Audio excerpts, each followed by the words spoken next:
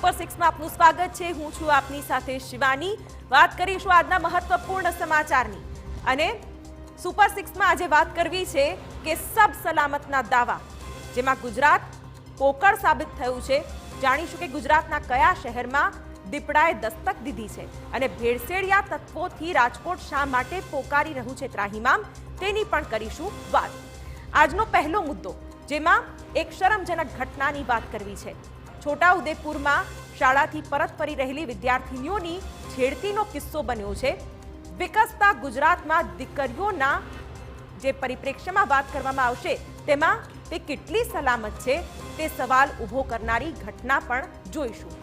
રાજકોટના ગ્રામ્ય વિસ્તારોમાં દહેશત મચાવ્યા બાદ હવે રાજકોટ શહેરમાં પણ દીપડાએ દેખા દીધી છે। સ્થાનિકોને સતાવી રહી છે ભારે ચિંતા, તેના વિશે પણ વાત કરીશું।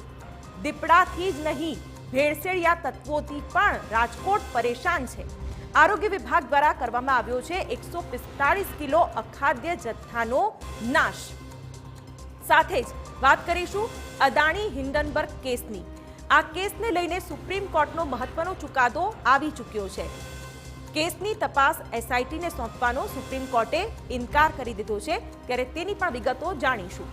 તો શહેરીજનો માટે સુરત પોલીસ સાબિત થઈ રહી છે દેવદૂત। આત્મહત્યા કરવા જતા 49 લોકોનો પોલીસની સતર્કતાના પગલે ઉગરી ગયો છે જીવ। અને અંતે વાત કરીશું અયોધ્યાની અદ્ભુત તૈયારીઓ વિશે। જાણીશું કે સમગ્ર દેશમાંથી રામલલા માટે કયા કયા ઉપહાર પહોંચી રહ્યા છે અયોધ્યા।